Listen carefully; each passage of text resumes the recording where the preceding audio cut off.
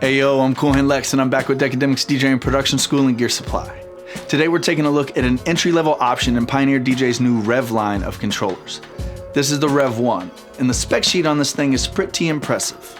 It sports a fundamental design change from every other controller we've seen and features some first-in-class tools and effects.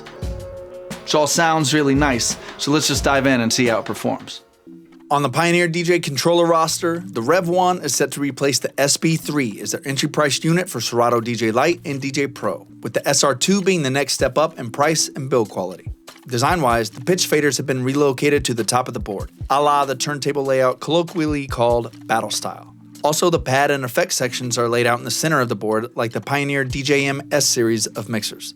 The REV1 is fully plastic with a brushed finish up top and a matte finish in the lower section. It sports a 21-inch by 10-inch footprint, which is actually rather large in terms of introductory controllers.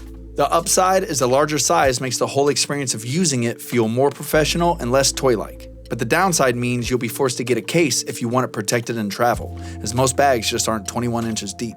Part of that big footprint comes from having these 6-inch capacitive jog wheels, which are an upgrade from the SB3 to match the jog size on the SR2. It also has a more familiar platter edge akin to CDJ's. Wheel movement is smooth and enjoyable. Tension falls somewhere in the middle of the spectrum. You can get a couple revolutions on your spin backs with just a modicum of force, and the size and the weight of the jogs again feels more like pro equipment than beginners. Personally, I find capacitive jogs, unlike the mechanical jog wheels of CDJs, to feel a little numb underhand while scratching, but that's maybe more a matter of taste. These jogs work and otherwise feel excellent. Hold shift and move the jog to quickly scrub through your tracks.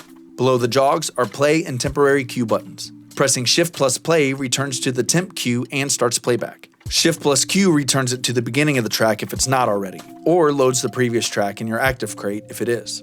I struggle to think of a time I ever needed that functionality, but if you're on Serato DJ Pro, it's just a couple clicks to remap that to whatever you want. The aforementioned pitch fader is centered above the jog and longer on the REV1 than the SB3, which does allow for a finer level of control. Below that is the auto loop section. Hold Shift to set manual loops. To the right is sync control and a multifunction deck selector button that switches between Serato decks 1 and 3 on the left and 2 and 4 on the right. I, for one, am happy to see layered deck support on this controller, and I'll talk about why later. Holding Shift and pressing this button will turn off the capacitive capacity for the jog wheel surface, thereby turning the whole thing to a pitch bend wheel. Press and hold the button to change the range of the fader from 8 to 16 to plus or minus 50%. Hardware control for tempo range is super useful, and it really promotes learning how to manually beat match. I'm all for it. Above that, in the uppermost corner, is the master level on the right and the headphone level on the left. Now, before we go any further, I'd like to make a point that I haven't seen expressed anywhere. Reviewers and comment sections alike seem to disparage mirrored layouts, and in most cases, I feel the same way.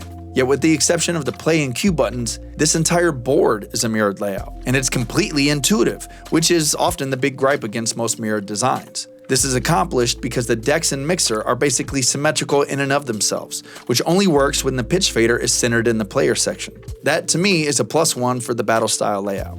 And to that point, the mixer section lays out with a vertical full kill EQ stack placed just to the outside of the channel faders, with trim and filter pots in line with the platter edges. You've got full library control in the center, which I love as it's one less reason you have to touch the computer. Pressing the scroll knob moves the focus clockwise between windows on the screen. Add Shift to move the highlight counterclockwise, as well as open and close crates on the left pane. Shift plus the left load button organizes the active crate by ascending or descending BPM. Shift plus the right load button organizes by artist name. Double press either of the load buttons for instant doubles. Like the S series it's emulating, the effect section sits below that, with the depth level knob in the center, flanked by a pair of paddle switches. Press down for a momentary effects infusion, flip it up to lock that sucker on and do something crazy. 3 post-fader Serato software effects are available on each channel. Holding Shift and pressing the Bank 1 buttons cycles through available effects for that bank. Holding Shift and pressing 2 or 3 halves or doubles the beat subdivision in the software. The all rubber pad section has 4 mode selectors and 8 clicky performance pads for each channel. Hot cues are in mode 1, auto loop on 2, the all new tracking scratch mode on 3, and sampler on 4. Using the REV1 with Serato DJ Pro will unlock the shift layers of beat jump and loop roll on 1 and 2 respectively, with Pro and Lite users alike getting transform on 3 and scratch bank on 4. Scratch bank is a huge addition for Lite users, who for the first time have access to the first 4 pads, while pro users have all 8. This is a perfect complement to the all-new tracking scratch pad mode, which basically automates the crossfader clicks of 6 different scratches as you move the jog wheel. This mode will take the track back to the nearest cue point after you let the jog go and engage it again, taking away the difficulty of back cueing and instead focusing on jog wheel mechanics. I find it more useful than the pad scratch mode on the SB3, and I think it will absolutely inspire new users to learn the full scratch techniques. The crossfader for doing so is sufficiently smooth and quick with a plasticky click. Curve control is available in the Serato settings. Holding shift and moving any of the faders will trigger fader start from the temp cue, and this is actually pretty fun. The cueing section is centered between the faders, with plenty of room on all sides.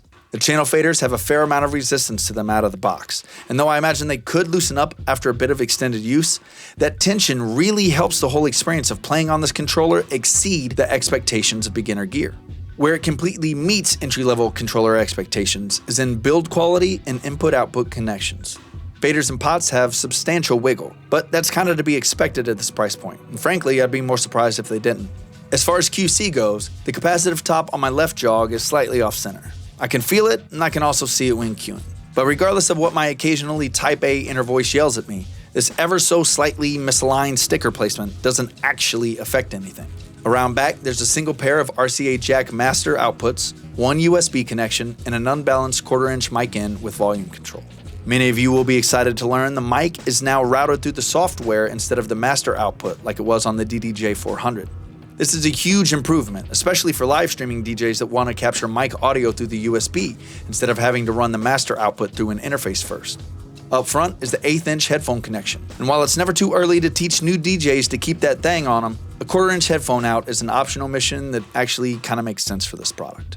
I'm honestly surprised by my own shockingly low gripe list in regards to the first edition of beginner DJ equipment.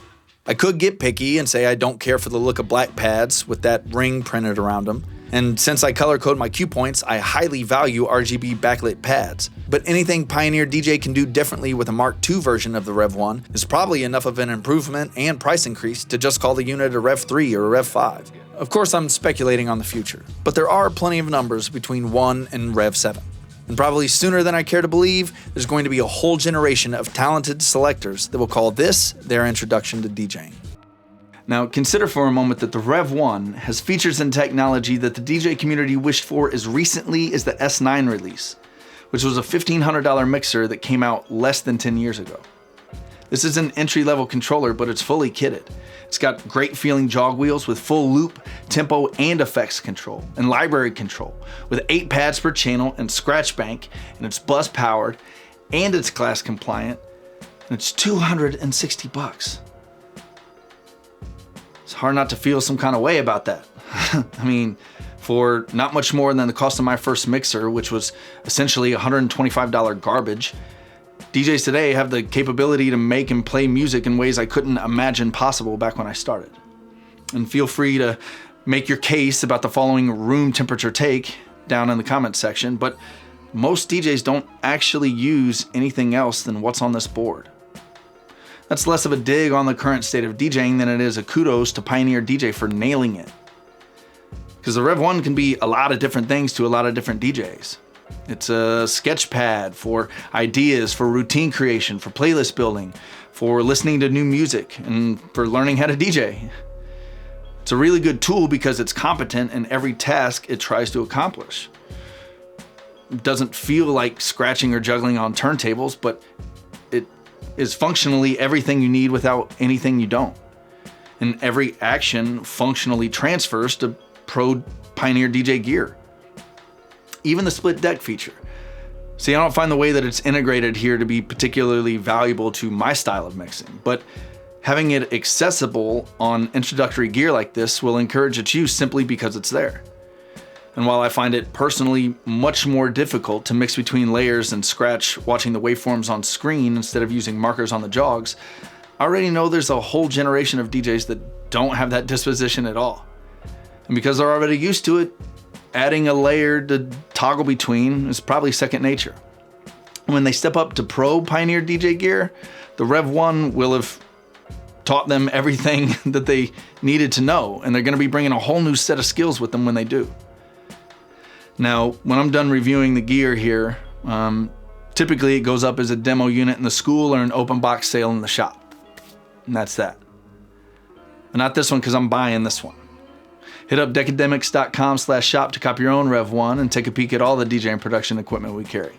You can follow me everywhere at Hand Lex. Be sure to follow the school at Deckademics. Now be a buddy and give this video a thumbs up, please. And shout out to the real ones that subscribe and hit the bell icon. Now, you already know you can't download practice, so you better get to it. Peace, y'all.